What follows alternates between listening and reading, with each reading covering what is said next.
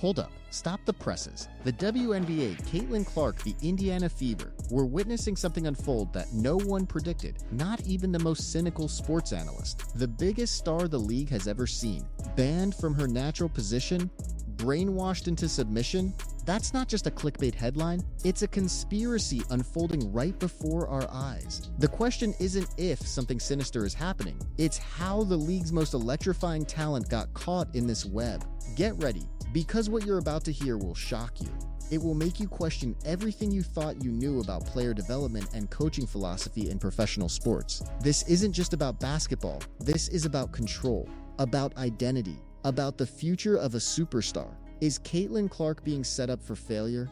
We're diving deep into the disturbing truth. What is going on? It's almost like Caitlin Clark is in the sunken place with Stephanie White. It's almost like she has been completely brainwashed and forgot who she. Listen to that. The sunken place. A chilling metaphor, isn't it? It perfectly captures the unsettling feeling we've all had watching Caitlin Clark navigate this new WNBA landscape. This isn't the fierce, unapologetic scorer who took college basketball by storm. This isn't the generational talent we all expected to see dominate from day one. The fire? Dimmed. The killer instinct? Muted. Why? Because the coaching staff, led by Stephanie White, seems to be actively trying to reshape her, to mold her into something she's not. It's a forced evolution, a strategic erasure of her true self, designed to fit an outdated system. But at what cost? And why is Clark herself seemingly buying into this narrative? Is this really development, or something far more insidious? This isn't just a slight adjustment, it's a fundamental change to her basketball DNA. Imagine drafting Michael Jordan and telling him to focus on rebounding, or bringing in Steph Curry and asking him to be the primary post-up threat. It sounds absurd, right? Yet, that's exactly the kind of radical, nonsensical redefinition we're witnessing with Caitlin Clark. The league's most prolific scorer, the greatest long-range shooter of all time, the architect of an offense built on her vision, suddenly she's talking about setting screens? You heard that right, screens. It's like a bad dream, a dystopian sports nightmare where talent is suppressed and potential is actively, deliberately stunted. But how did we get here? What could possibly motivate a coaching staff to implement such a bizarre strategy? The answers are even more alarming than the questions themselves. Are they trying to humble her, to toughen her up? Or is there a deeper, more manipulative game being played? What is going on, man? Caitlin Clark is talking about becoming one of the best screeners in the league. I get all of that. I get you got to do the small things. But it sounds like Caitlin Clark is down to just be this off-ball. Becoming one of the best screeners in the league? Let that sink in. This isn't a side hustle. This isn't a small tweak to her game. This is a fundamental, almost shocking repositioning of the player who brought millions of new eyes to the WNBA. Caitlin Clark is a point guard, a maestro, a conductor. To suggest she should prioritize becoming an off-ball small forward or a screener is to fundamentally misunderstand her game, her value, and frankly her entire appeal. It's a disservice not just to her, but to the fans who flock to see her unleash her unique brand of magic. This isn't growth, it's restraint. It's not empowerment, it's diminishment. Is this truly about team basketball, or is it an attempt to curb her individual brilliance, to force her into a box no one else could possibly imagine? The contrast is stark, brutal even. Draymond Green is an elite defender, a savvy playmaker, a vocal leader, a perfect fit for his role. Steph Curry is a transcendent shooter, an offensive engine, a game changer. Caitlin Clark is the Steph Curry of the WNBA. She's the reason we tune in. She's the reason records are breaking, ticket prices are soaring, and eyes are glued to screens. To compare her role to Draymond Green is not just an insult, it's a terrifying prophecy. We didn't wait years, we didn't endure endless debates and discussions about her WNBA transition just to watch her morph into a support player. This isn't what the fans demand. This isn't what the league needs. This isn't what she deserves. Is the coaching staff intentionally trying to sabotage her star power? The evidence is mounting. What happens if this strategy backfires spectacularly? She'll just snap and go back to what we know, which is that Iowa Hawkeye attacking Caitlin Clark, that fierce killer that wants the ball in her hands nonstop and wants to step on her opponent's throat. But it sounds like Stephanie White has completely brainwashed the girl. I'm going to be honest with you. I'm not feeling it. I don't like it. This is the heartbreaking truth. The Caitlin Clark we knew, the fierce killer from Iowa, seems to be fading. It's not that she's incapable of adaptation, but this feels like an enforced personality transplant. When a player, especially one of Clark's caliber, starts talking about redefining her core identity this drastically, it raises massive red flags. The brainwashing theory isn't just fan speculation anymore. It's a logical conclusion based on what we're hearing directly from her. She was a dominant force, a relentless attacker, a player who thrived with the ball in her hands. Now, she's speaking the language of a role player. This isn't just about basketball strategy.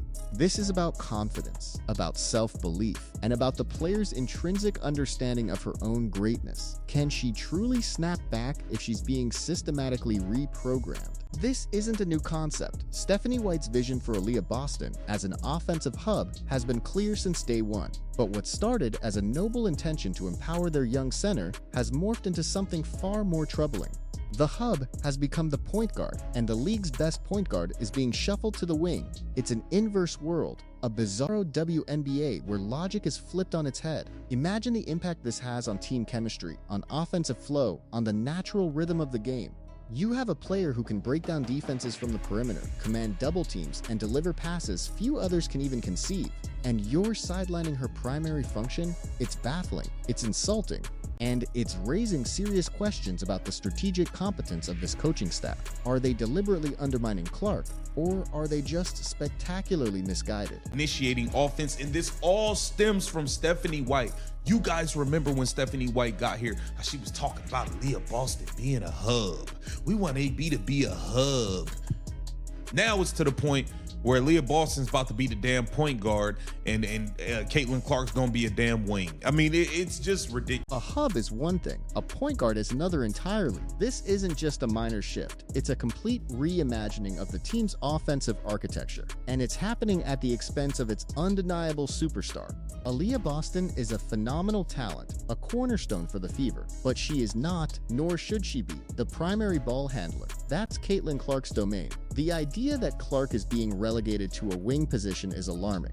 It signifies a profound lack of understanding of what makes Clark, and by extension the Fever, truly special. This isn't just about roles, it's about the very identity of the team. Are they genuinely trying to build a winning culture, or are they prioritizing a rigid, uninspired system over transcendent talent? The implications are massive. This isn't just about one player, it's about how talent is nurtured, how stars are treated, and how the WNBA itself chooses to brand its most marketable assets. To diminish Caitlin Clark is to diminish the entire league's potential. Fans want to see fireworks, not fundamentally sound screen setting. They want to see logo threes, not off-ball movement designed to create space for others. This isn't a critique of team basketball. It's a critique of a vision that seems actively determined to make its brightest stars shine less brilliantly. The brainwashing isn't just about changing her role, it's about eroding her self-belief, about making her doubt the very skills that brought her here. How long until the fans start to feel diminished too? The WNBA needs to wake up, and fast. What if this diminishing strategy is just a step too far, pushing Clark to a breaking point? What is going on? And it seems like Caitlin Clark is brainwashed about what's actually happening. Do you see, Caitlin, do you not see them diminishing you right before your eyes and our eyes? They are diminishing you slowly but surely, and you've got to wake up and get. This isn't subtle. It's a slow, calculated erosion of identity. The idea that Caitlin Clark is brainwashed speaks to a deeper psychological game at play. She's being told implicitly or explicitly that her natural game isn't enough, that her superstar instincts need to be reined in. You can almost see the gears turning in her mind, the internal conflict of a player being forced to betray her own nature. This isn't tough love, it's tactical diminishment. For her career, her legacy, her entire trajectory in the WNBA, Caitlin Clark needs to snap out of this. She needs to seize control of her narrative, her game, and her future. Otherwise, the sunken place might become her permanent residence. Will she find the strength to resist, or will she become another casualty of a coaching staff's misplaced vision? And here it is, straight from the source, Caitlin Clark herself articulating the very concerns that have fueled this entire debate. She's not just acknowledging off-ball play, she's openly embracing the idea of becoming a great screener. This isn't a slip of the tongue, it's a revelation, a window into the mindset mindset being cultivated within the Fever organization. But why? Why pivot so dramatically from a ball-dominant, record-breaking point guard to a player whose stated goal is to improve her screening? It defies all logic, all conventional wisdom, and frankly, all basketball sense for a player of her unique talents. This isn't innovation, it's interference. It's not strategic genius, it's a puzzling sacrifice of her primary strengths. Are the Fever coaches prioritizing a system over the unparalleled talent of their superstar? Towel now. Let's not throw in the towel now because Stephanie White is here and pumping into your brain that you need to play off ball, man. I don't like this. And then, you know, when we get into things in the half court, I think like being a great screener, like that's an area that I can really improve in. I haven't always been a good screener. So just trying to do that a little bit better. And let the gravity of those words sink in. Being a great screener, that's an area that I can really improve in. We're talking about Caitlin Clark, a player whose name is synonymous with scoring, passing, and audacious three-point shooting, not screen setting. This isn't some throwaway comment. It's a declared priority. It's a statement that sends shivers down the spine of anyone who understands what makes her special. It speaks volumes about the conversations happening behind closed doors, the coaching directives being imparted, and the new identity being forged for her. Is she willingly embracing this, or is this the result of relentless coaching pressure? The line between improving and transforming into someone else is incredibly thin here. What will be lost in this pursuit of a different kind of player? The outrage is palpable, and for good reason. No one wants to hear Caitlin Clark, the generational talent, talk about setting screens. This isn't just about her individual game. It's about the very entertainment product the WNBA is trying to sell. Fans don't pay top dollar to watch their favorite player set picks. They pay to see her electrify, to see her create, to see her dominate. To force her into a Draymond Green-esque role is not just misguided, it's an insult to her legacy and a disservice to the burgeoning fan base. Stephanie White's vision, whatever it is, seems to be clashing directly with the very essence of Caitlin Clark's greatness. This isn't just a misstep, it's a potential disaster in the making. Can the WNBA afford to let its biggest star be fundamentally altered this way? Especially when the stakes are so incredibly high. But listen, Caitlin, I'm not trying to hear you talk about setting no damn screens. Stephanie White is blowing it, man. Stephanie White is brainwashing this girl. I don't like it. Why is Caitlin Clark talking about setting screens? Why is she talking? You're not Draymond Green. You like, what are we talking about here? She's talking about Aaliyah Boston initiating offense. She's talking about being a screen setter, for God's sakes. Like, what is... This is the core of the problem, isn't it? The frustration, the anger, the sheer disbelief that a player of Caitlin Clark's caliber is being pushed into this role. "You're not Draymond Green" encapsulates the sentiment perfectly. She is a unique offensive supernova. To force her into a defensive-minded, screen-setting off-ball role is to fundamentally misunderstand her value. It's not just a bad coaching decision. It's a deliberate suppression of the very qualities that made her a superstar. Stephanie White is quite frankly blowing it. This isn't just coaching her up, it's coaching her out of her natural game. The WNBA needs to ask itself, what message does this send to other young, offensive talents hoping to make their mark? Is conformity now prioritized over individual brilliance? Even Clark's own explanation, attempting to frame this as a mismatch problem, sounds like a justification, not an enthusiastic embrace. While inverted action can be effective, it's typically a wrinkle, a strategic surprise, not the cornerstone of an offense built around an all-time great point guard. Her tone here, the slight hesitation, suggests she's articulating a concept that's been drilled into her, rather than a strategy born of her own instinctual brilliance. It's a tactical move, yes, but it risks sacrificing the bigger picture, the unadulterated joy and effortless dominance that Clark brings to the court. Is this strategic complexity worth the potential cost of extinguishing her unique flame? The long-term implications for her career and the Fever's success hang precariously in the balance. What if this mismatch problem becomes a self-inflicted wound, hurting the Fever more than their opponents? You know, obviously the last game, it was fun to play with AB and like do some inverted action where I'm setting some stuff for her. Like, that's really difficult to guard. Like, what do you do in that scenario? Like, do you both go to AB? Like, do you stab? Do you switch? Like, that presents a mismatch problem for them. So I do agree. The inverted action with the guard to big screener does create a problem. You see Alyssa Thomas get a lot of invert. She's describing a chess move, a tactical nuance, but it comes at the expense of her primary identity. The inverted action sounds clever on paper, and yes, it can create mismatches, but the WNBA didn't sign a historic TV deal because of inverted screens.